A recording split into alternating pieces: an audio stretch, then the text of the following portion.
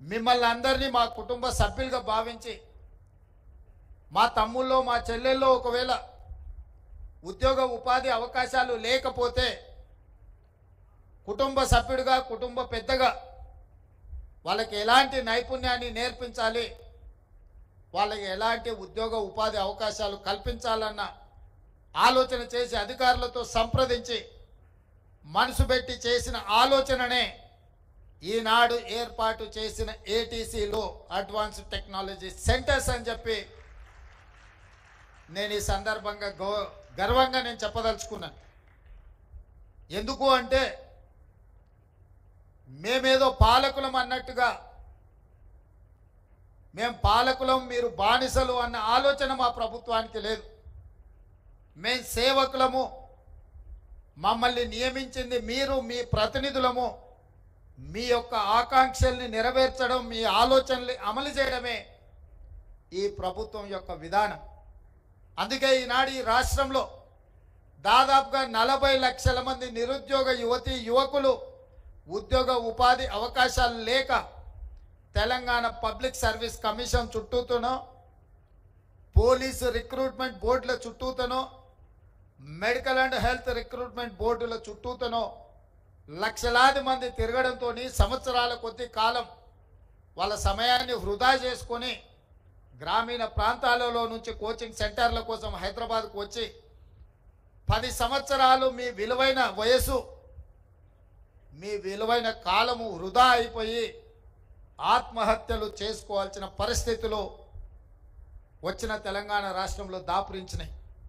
అందుకే వాటన్నిటిని పరిగణలోకి తీసుకొని వాటిని అధిగమించి సర్టిఫికెట్ ఉంటే సరిపోదు, సాంకేతిక నైపుణ్యం ఉండాలి, సాంకేతిక నైపుణ్యమే మీకు ఉద్యోగ అవకాశాలు కల్పిస్తుంది అని చెప్పి నేను బలంగా నమ్ముతున్నా.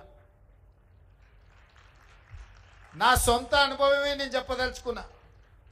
నేను సొంత ఇల్లు కట్టుకుందామని పని మొదలు పెడితే సైట్ సూపర్వైజర్ కోసం నేను కావాలి అని కొంతమంది తెలిసిన వాళ్ళకి చెప్తే engineering graduates, civil engineering graduates or engineering graduates వచ్చి 15,000కు పని చేస్తాము, మాకు అవకాశం ఇవ్వమని అడిగాను.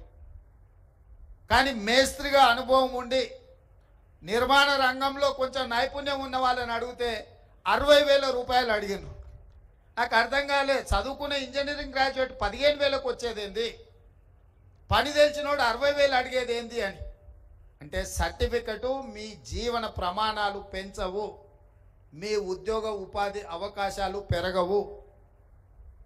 మీరు సాంకేతికంగా అభివృద్ధి చెందిన ప్రపంచంతో పోటీ పడాలి అని అంటే సర్టిఫికెట్ ఉండాలి, మీకు సాంకేతిక నైపుణ్యము ఉండాలి. అప్పుడే మీరు రాణించగలుగుతారు, అప్పుడే మీకు అవకాశాలు वस्ताई।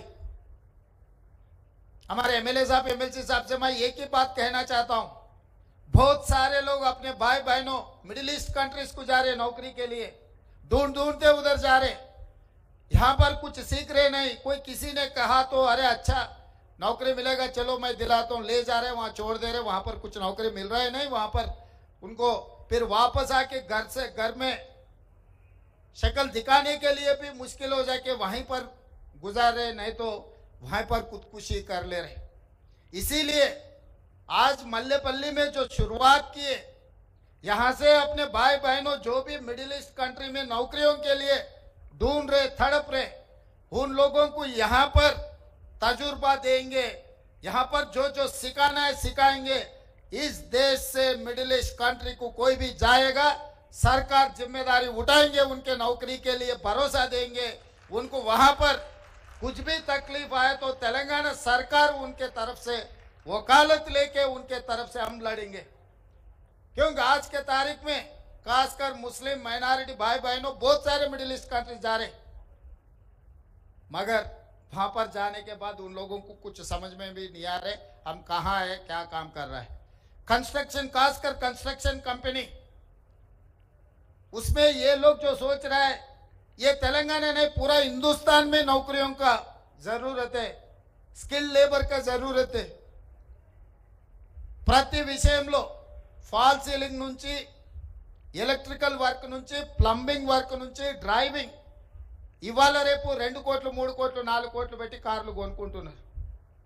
సరైన డ్రైవర్ దొరకకపోవడం వల్ల ఎవరినో ఒకరిని పెట్టుకుంటే వాడు రోడ్డు మీద తీసుకొని పోయి గుద్దితే 10 లక్షలు 20 లక్షలు 50 లక్షలు రిపేర్కే ఖర్చు అవుతుంది. మంచి డ్రైవింగ్ శిక్షణ ఉన్నవాడు ఉంటే 50,000 60,000 ఇవ్వడానికి ఎవరికి సమస్యనే లేదు. ప్రాక్టికల్గా మేము అందరం కూడా ఆ సమస్యను ఎదుర్కొంటున్నాం. డ్రైవింగ్ వచ్చు అనడం, డ్రైవింగ్ వచ్చు, ఆటో కూడా నడపవచ్చు, లారీ కూడా నడపవచ్చు, ఇంకోటి కూడా నడపవచ్చు, కానీ నైపుణ్యంతో నడపడం అనేది ముఖ్యము. అందుకే ఈరోజు ఈ ఐటీఐఎల్ టాటా కన్సల్టెన్సీ ప్రపంచంలోనే ఒక పేరెన్నిక కన్నా ఇండస్ట్రియల్ సెక్టర్లో they have their own reputation.